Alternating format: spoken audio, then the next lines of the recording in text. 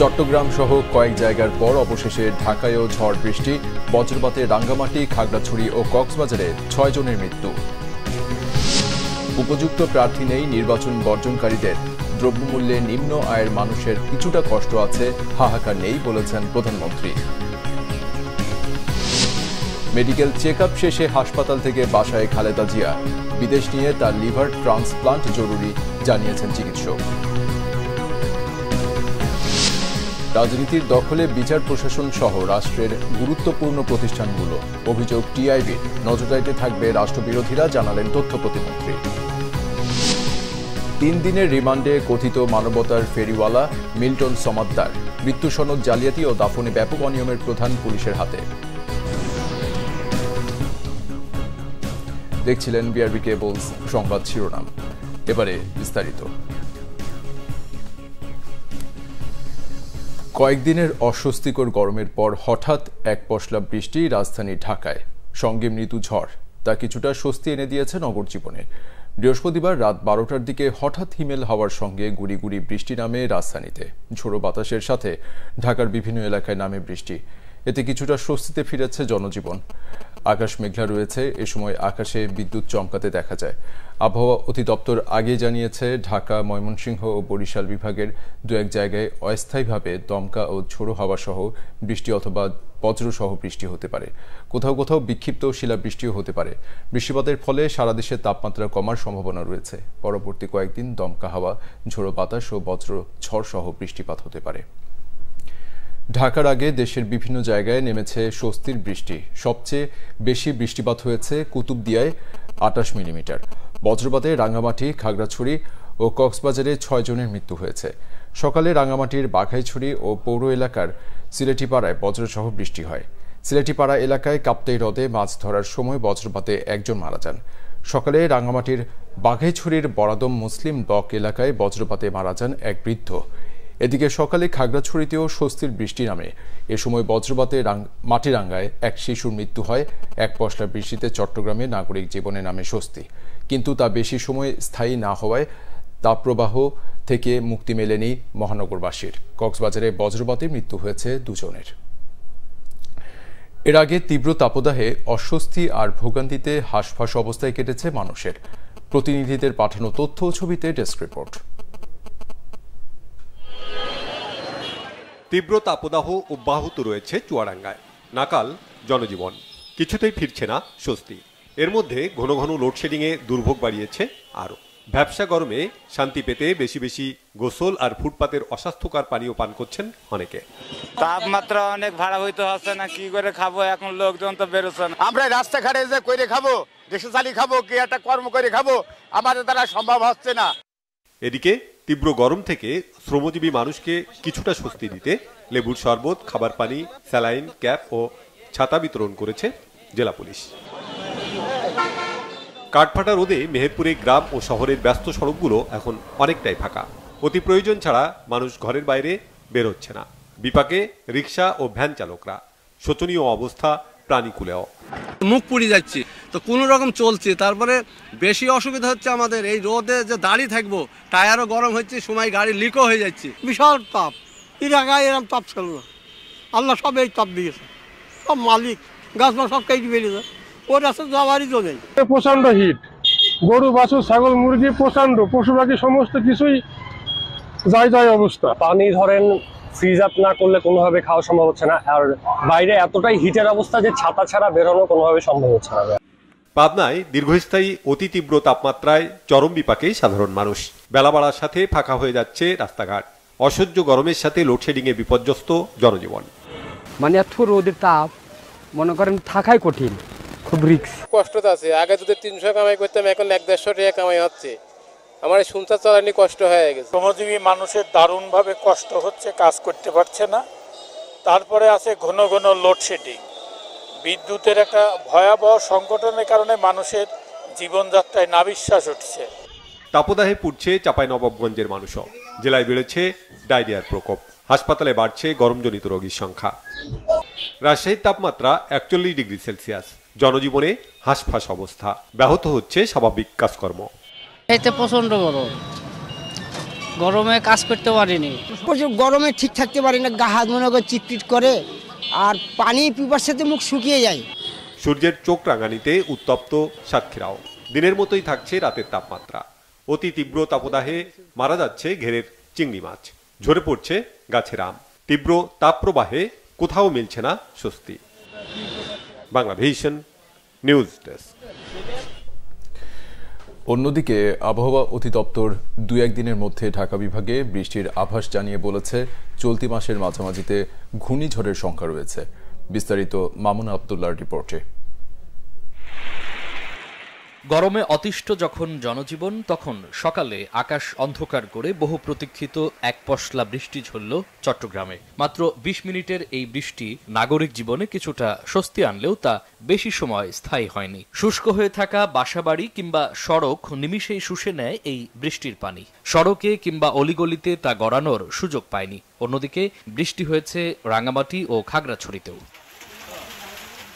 চট্টগ্রামের পর এবার ঢাকা বিভাগেও বৃষ্টির আভাস দিচ্ছে আবহাওয়া অধিদপ্তর। তাপমাত্রা কমতে থাকা ঢাকা বিভাগের পূর্বাংশে স্বস্তি আসতে পারে 2-1 দিনেই। তবে সারা দেশে বৃষ্টি হতে পারে 4 তারিখের পর। ঢাকাতে সন্ধ্যার দিকে অথবা রাত্রে কোনো এক সময় ঢাকার পূর্বের যে অংশগুলো আছে, সেই ঢাকা বিভাগের পূর্বের যে অংশগুলো আছে, সেই কোথাও কোথাও বৃষ্টিপাতের চান্স আছে, সন্ধ্যার পরে থেকে আছে। সংস্থাটি বলছে এ মাসের মাঝামাঝি সময়ে বঙ্গোপসাগরে 2টি লঘুচাপ সৃষ্টি হতে পারে। পরবর্তীতে তা ঘূর্ণিঝড়ে পরিণত হতে পারে বলে ধারণা আবহাওয়া অধিদপ্তরের।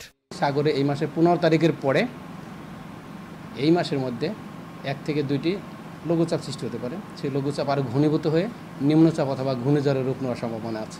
এদিকে তাপমাত্রা কিছুটা কমায় স্বস্তি ফিরতে শুরু করেছে রাজধানীতে। তবে ভ্যাপসা গরমে অতিষ্ঠ খেটে খাওয়া মানুষ। কিছুটা আগের চেয়ে তাপমাত্রাটা অনেক কমছে, কিন্তু বৃষ্টিটা হলে আর একটু কমতো, তো আমাদের একটু রিক্সা চালায় মনে করেন ঠান্ডা আরাম পাইতাম। আবহাওয়া অফিস বলতেছে যে বৃষ্টি হবো, আজকালের মধ্যে বৃষ্টি হইব, কিন্তু এটা খালি বলিচ্ছে, কিন্তু বৃষ্টি তো হইতেছে না। আবহাওয়া অফিস বলছে, ওনার থিওরিতে উনি বলছেন, আমরা ওনার মন্তব্য করবো না, কেন বলছেন। আর যা কিছু করার মন আল্লাহ তাআলাই করবেন। মামুন আব্দুল্লাহ, বাংলা ভিশন, ঢাকা। প্রধানমন্ত্রী শেখ হাসিনা বলেছেন, যারা ভোট বর্জন করে তাদের আসলে নির্বাচন করার মতো উপযুক্ত নেতা নেই। আওয়ামী লীগের শক্তি দেশের জনগণ। শেখ হাসিনা জানান, দ্রব্যমূল্য বৃদ্ধির ক্ষেত্রে মজুতদারির বিরুদ্ধে সরকার তদারকি করছে। নির্দিষ্ট আয়ের মানুষের কষ্ট আছে, তবে হাহাকার নেই। ফিলিস্তিনে গণহত্যা ও আমেরিকায় ছাত্র আন্দোলন দমনের তীব্র সমালোচনা করেন তিনি। প্রশ্ন তোলেন মানবাধিকার সংগঠনগুলোর ভূমিকা নিয়েও। থাইল্যান্ড সফর নিয়ে সংবাদ সম্মেলনে প্রধানমন্ত্রী এসব কথা বলেন। রিপোর্ট রকুনুজ্জামানের। বৃহস্পতিবার গণভবনে থাইল্যান্ড সফর পরবর্তী সংবাদ সম্মেলন করেন প্রধানমন্ত্রী শেখ হাসিনা। সংবাদ সম্মেলনে থাইল্যান্ড সফরে আসিয়ান অঞ্চলসহ কৃষি ও পর্যটনে উন্নত থাইল্যান্ডের সাথে সহযোগিতার নতুন দ্বার উন্মুক্ত হওয়ার সুখবর দেন তিনি। এছাড়া রোহিঙ্গা ইস্যুতে থাইল্যান্ডের সহযোগিতার কথাও জানান শেখ হাসিনা। যারা গণতন্ত্র নাই, ভোটের অধিকার নাই বলে, তারাই তো ভোটের অধিকার মানুষের কেড়ে নিয়েছিল, এটাই তো তারা ভুলে যায়। আর অনেকেই নানা ধরনের কথা বলে। আজকে কেউ উন্নয়নটা চোখে দেখে, কেউ দেখে না, নাও দেখতে পারে, কারণ তাদের হয়তো উন্নয়নের ফর্মুলা ভিন্ন। আর আমার উন্নয়নটা হচ্ছে আমার গ্রামের মানুষ, গরিব মানুষ, তারা দুবেলা পেট ভরে খাবে, তাদের একটু বাসস্থান হবে, চিকিৎসা পাবে, শিক্ষা পাবে, তাদের জীবনমান উন্নত হবে। আর আপনারা সাংবাদিক, আপনারাই বলেন, বেশি দিন না, 15 বছর আগে দেশের অবস্থাটা কী ছিল। পরে সাংবাদিকদের বিভিন্ন প্রশ্নের উত্তরে বিএনপির উপজেলা নির্বাচন বর্জন নিয়েও কথা বলেন প্রধানমন্ত্রী। কেউই জনগণের কোনো সাড়া পাচ্ছে না। হ্যাঁ, আন্দোলন করে যাচ্ছে, কেউ ফিজিটিভ হয়ে বিদেশে বসে। আমরা ডিজিটাল বাংলাদেশ করেছি, সেই ডিজিটাল বাংলাদেশের বদৌলতে প্রতিদিন অনলাইনে আন্দোলন সংগ্রাম করেই যাচ্ছে, নির্দেশ দিয়েই যাচ্ছে। তো সেখানে তো প্রশ্ন আছে। এখন যারা আন্দোলন করে করুক, সেটা তো আমরা তো বাধা দিচ্ছি না।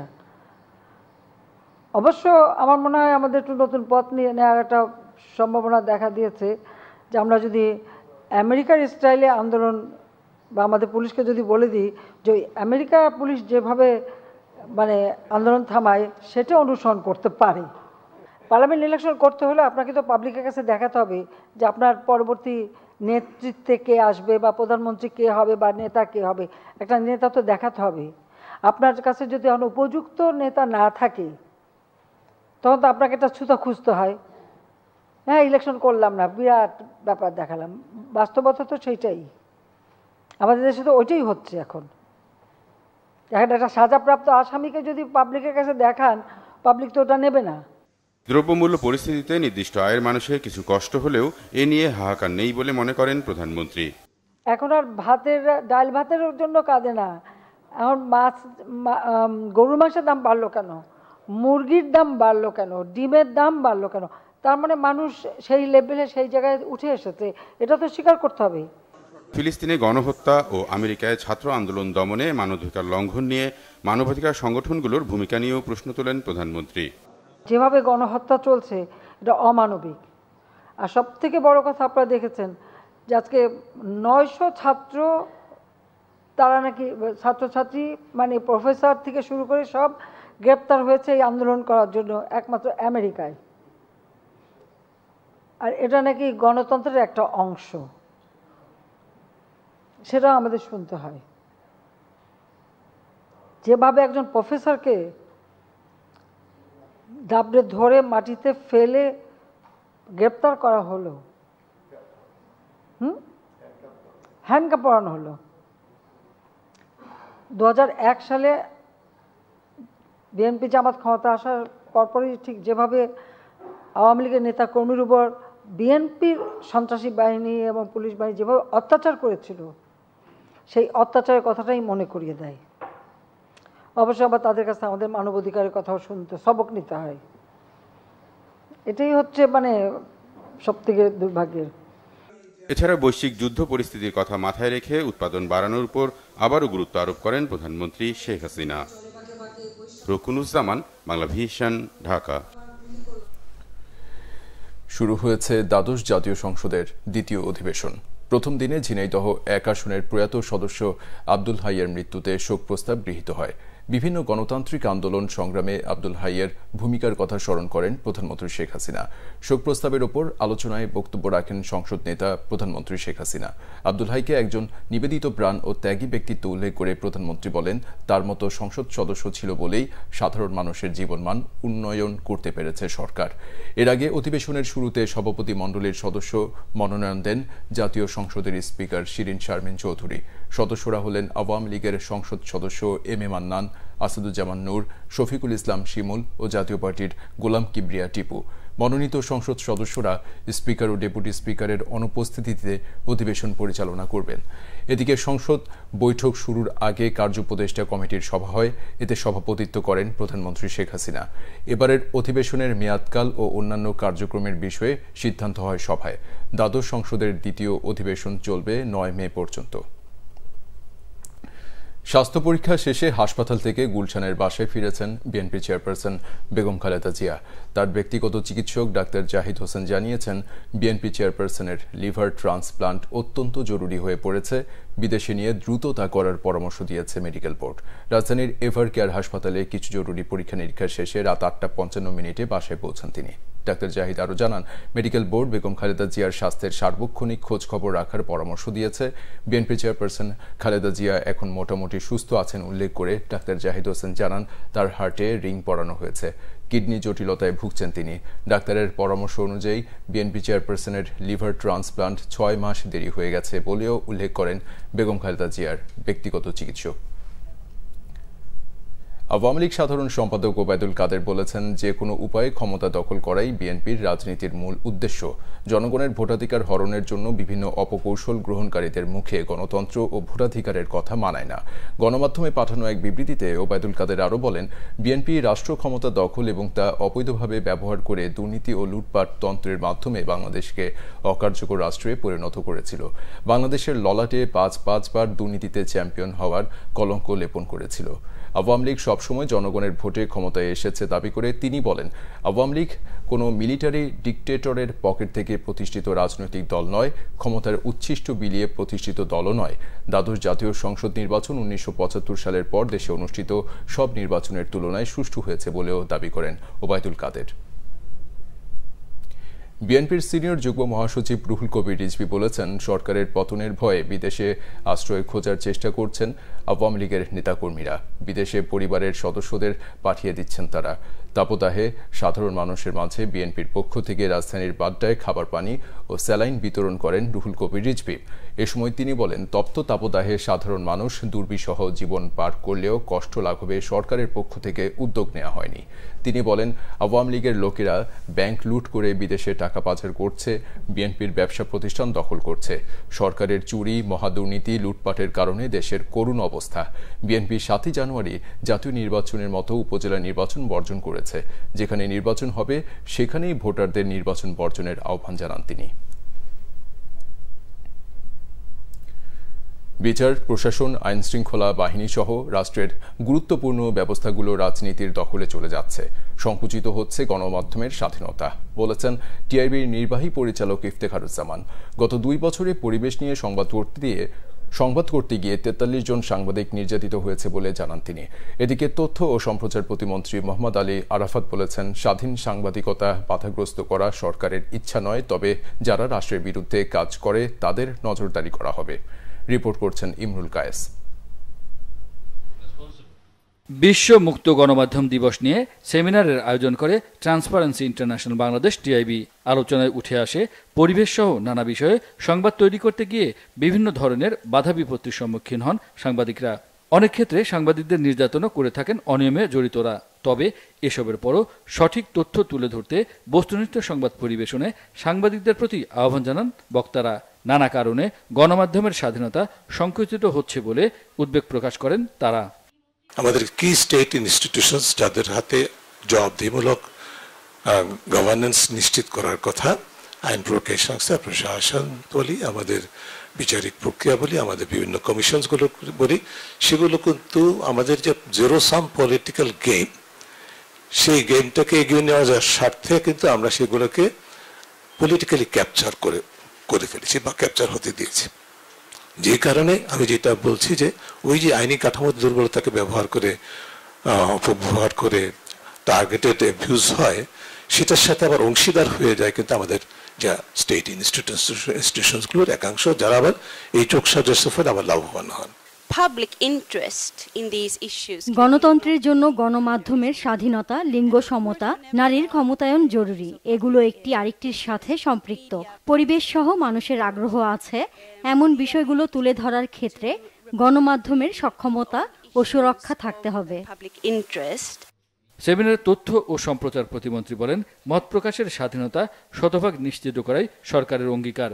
তবে ভুল তথ্য ও অপপ্রচার বন্ধে সরকারের অবস্থানও তুলে ধরেন তিনি। গণমাধ্যমের স্বাধীনতাকে অস্ত্র হিসেবে ব্যবহার করে, ঢাল হিসেবে ব্যবহার করে কেউ যদি অন্যায় করে, সেটাকে যেমন আমার অ্যাকাউন্টেবল করতে হবে, সেজন্য আমার আইন দরকার। একই সাথে এই আইনের অপব্যবহারে যারা অপচেষ্টা করবে তাদেরকেও আমরা যাতে সাজার আওতায় আনতে পারি সেটা নিয়েও চিন্তা করেন, এটা নিয়ে কথা বলেন। ডেটা প্রোটেকশন আইনটাকে আমি নিয়ে আসি, কোন কোন ধারাগুলো নিয়ে আপনাদের ইস্যু আছে এটা ফ্ল্যাগ করেন, আমরা এটা একটু দেখি, তারপর আমরা এটা আলাপ করবো। আমার কথা হলো যে আপনাদের যেখানে ভুল মিসআন্ডারস্ট্যান্ডিং আছে এটা ক্ল্যারিফাই করব, যেখানে আপনাদের যুক্তি সঠিক আছে সেটা আমরা পরিবর্তন করে নেওয়ার চেষ্টা করব। কারণ দিন শেষে আমাদের কিন্তু কোনো ইচ্ছা নাই যে গণমাধ্যমের স্বাধীনতা খর্ব করা, নজরদারি করা। আমরা নজরদারি তাদের করতে চাই তারা রাষ্ট্রের এগেনস্টে কাজ করছে। তথ্য প্রতিমন্ত্রী আরো বলেন, বেশি সংখ্যক গণমাধ্যমের লাইসেন্স দেয় প্রমাণ করে সরকার এর স্বাধীনতায় বিশ্বাসী। ইমরুল কায়েস, বাংলা ভিশন, ঢাকা। গ্রামীণ টেলিকমের শ্রমিক কর্মচারীদের কল্যাণ তহবিলের 25 কোটি 22 লাখ টাকা আত্মসাতের অভিযোগে দুদকের মামলায় ড মোহাম্মদ ইউনুস সহ 14 জনের জামিন মঞ্জুর করেছে আদালত। বৃহস্পতিবার সকালে ঢাকার বিশেষ জজ আদালত 4-এর বিচারক সৈয়দ আরাফাত হোসেনের আদালতে ড মোহাম্মদ ইউনুসের জামিন আবেদন করেন তার আইনজীবী। একই সঙ্গে শুনানি পেছানোরও আবেদন করা হয়।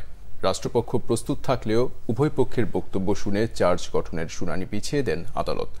একই সঙ্গে পূর্ব শর্তে সব আসামির জামিন মঞ্জুর করেন। শুনানি শেষে মামলার কার্যক্রম নিয়ে একে অন্যের বিরোধিতা করেন দুদক ও বিবাদীর আইনজীবী। ড ইউনুস বলেন, তার বিরুদ্ধে এমন অভিযোগ আনা সুস্থ মস্তিষ্কের মানুষের কাজ হতে পারে না। গত বছরের 30 মে গ্রামীণ টেলিকমের শ্রমিক কর্মচারীদের কল্যাণ তহবিলের 25 কোটি 22 লাখ টাকা আত্মসাতের অভিযোগে ড মোহাম্মদ ইউনুস সহ 13 জনের বিরুদ্ধে মামলা দায়ের করে দুদক।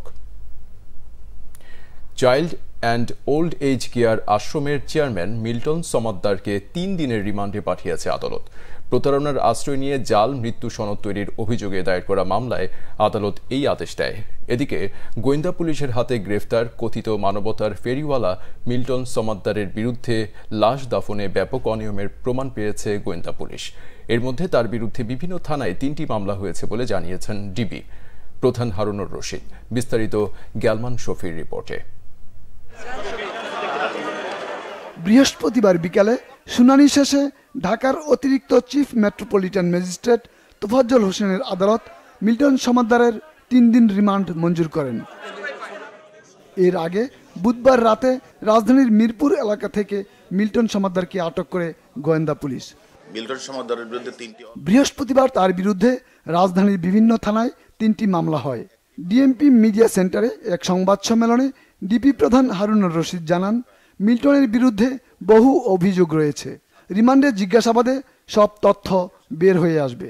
লাশ দাফন করা সিটি কর্পোরেশনের যে অনুমোদনটা সে তো নেই না, সে নিজেই তো লিখে সাইন করে এই কাগজপত্র সিলগুলি আমরা তার কাছ থেকে উদ্ধার করেছি। এটা আমরা বাদী হয়ে একটা মামলা করেছি। আর বাদী আরও 2টা বাদী তারা অলরেডি মামলা রুজু করে ফেলে থানায় আছে।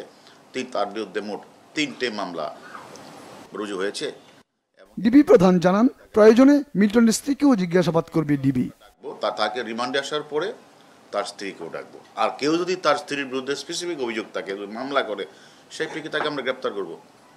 তবে তদন্তের স্বার্থে আমরা তখন রিমান্ডে আনবো, তখন তার স্ত্রীকে আমরা মোকামুখি করব। সম্প্রতি বিভিন্ন গণমাধ্যমে প্রকাশিত প্রতিবেদনে মিল্টন সমাদ্দারের বিরুদ্ধে মানুষের অঙ্গ প্রত্যঙ্গ বিক্রি ও আর্থিক অনিয়মের অভিযোগ ওঠে। এরপরই সামাজিক মাধ্যমে তাকে নিয়ে শুরু হয় আলোচনা সমালোচনা। রাতের অন্ধকারে লাশ দাফন করেছে, এটা তো শুধু দিতে পারে নাই। গ্যালমান শফি, বাংলা ভিশন, ঢাকা।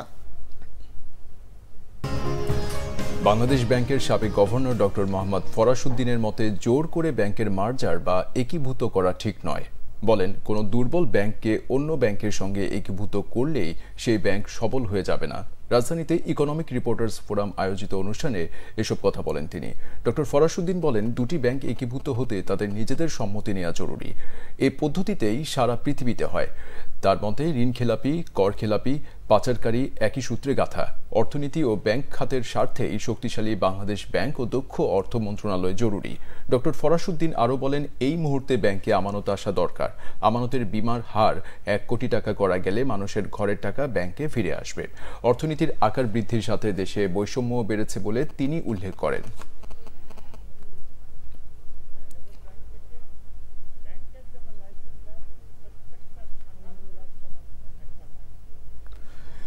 অপচয়, দুর্নীতি বন্ধ না করে দাম বৃদ্ধি করে জ্বালানি খাতের ভর্তুকি তুলে নেওয়া যুক্তিসঙ্গত নয়। এতে সুবিচার প্রতিষ্ঠা করা সম্ভব নয়।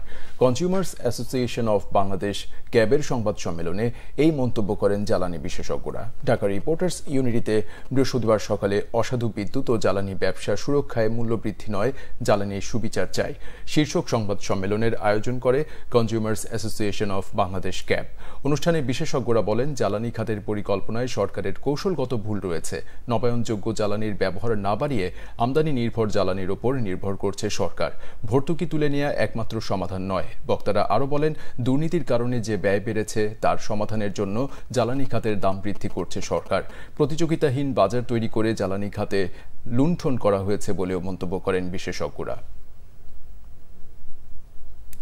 বিএনপির সাংগঠনিক সম্পাদক সৈয়দ ইমরান সালেহ প্রিন্স বলেছেন, শুধু ডান বাম নয়, দেশের বেশিরভাগ মানুষ আওয়ামী লীগ সরকারের পতন চায়। বৃহস্পতিবার শেরপুর জেলা বিএনপির মতবিনিময় সভায় প্রধান অতিথির বক্তব্যে তিনি এই কথা বলেন।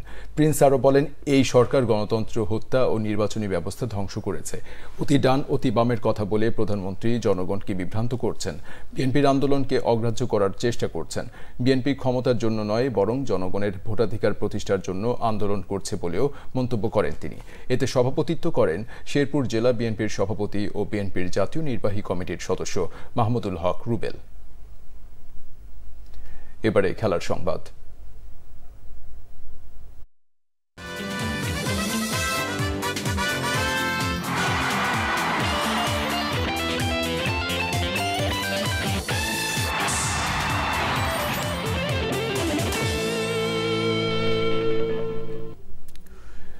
ক্রিকেট টি-20 সিরিজ প্রস্তুতির নামে পরীক্ষা নিরীক্ষা করতে গিয়ে সিরিজটাকে হালকাভাবে নিতে রাজি নন টাইগার অধিনায়ক নাজমুল হোসেন শান্ত, বরং জিম্বাবুয়ের বিপক্ষে সিরিজটাকে আত্মবিশ্বাস বাড়িয়ে নেওয়ার সুযোগ হিসেবে দেখছেন তিনি। অন্যদিকে বাংলাদেশকে কঠিন চ্যালেঞ্জ ছুড়ে দেওয়ার ঘোষণা দিয়েছেন জিম্বাবুয়ে অধিনায়ক সিকান্দার রাজা।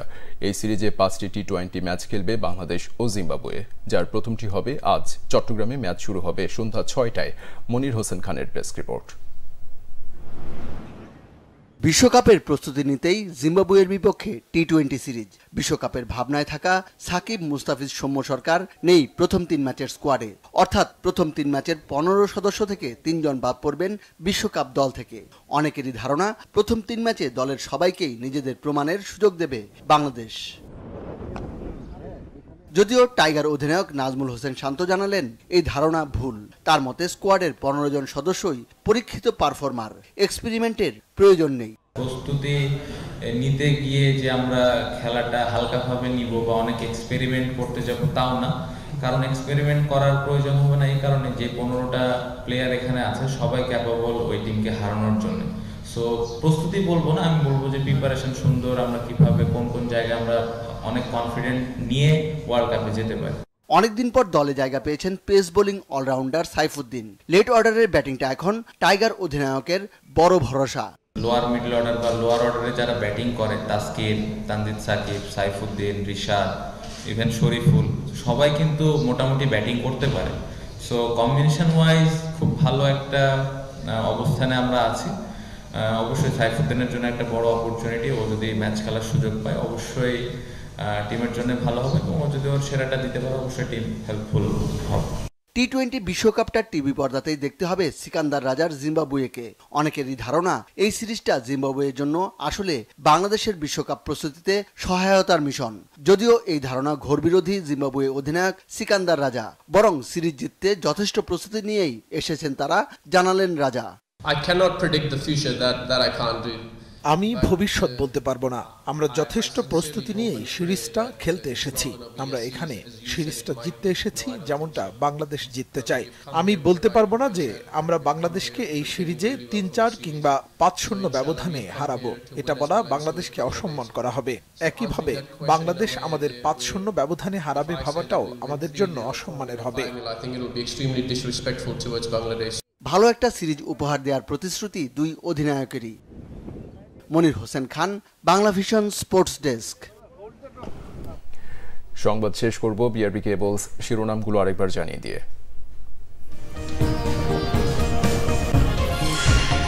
চট্টগ্রাম সহ কয়েক জায়গার পর অবশেষে ঢাকায়ও ঝড় বৃষ্টি, বজ্রপাতে রাঙ্গামাটি, খাগড়াছড়ি ও কক্সবাজারে 6 জনের মৃত্যু। উপযুক্ত প্রার্থী নেই, নির্বাচন বর্জনকারীদের দ্রব্যমূল্যে নিম্ন আয়ের মানুষের কিছুটা কষ্ট আছে, হাহাকার নেই বলেছেন প্রধানমন্ত্রী। মেডিকেল চেক আপ শেষে হাসপাতাল থেকে বাসায় খালেদা জিয়া। বিদেশ নিয়ে তার লিভার ট্রান্সপ্লান্ট জরুরি, জানিয়েছেন চিকিৎসক। রাজনীতির দখলে বিচার প্রশাসন সহ রাষ্ট্রের গুরুত্বপূর্ণ প্রতিষ্ঠানগুলো, অভিযোগ টিআইবির। নজরদারিতে থাকবে রাষ্ট্রবিরোধীরা, জানালেন তথ্য প্রতিমন্ত্রী। 3 দিনের রিমান্ডে কথিত মানবতার ফেরিওয়ালা মিল্টন সমাদ্দার মৃত্যু সনদ জালিয়াতি ও দাফনে ব্যাপক অনিয়মের প্রমাণ পুলিশের হাতে। এই ছিল এখনকার মতো। পরের সংবাদ সকাল 7:30টায়। এছাড়া বাংলা ভিশন সংবাদ ও সংবাদ সংশ্লিষ্ট অনুষ্ঠান দেখতে ভিজিট করুন www.bvnews24.com ও facebook.com/banglavishnnews এবং সাবস্ক্রাইব করুন youtube.com/banglavishnnews। এতক্ষণ সাথে থাকায় ধন্যবাদ।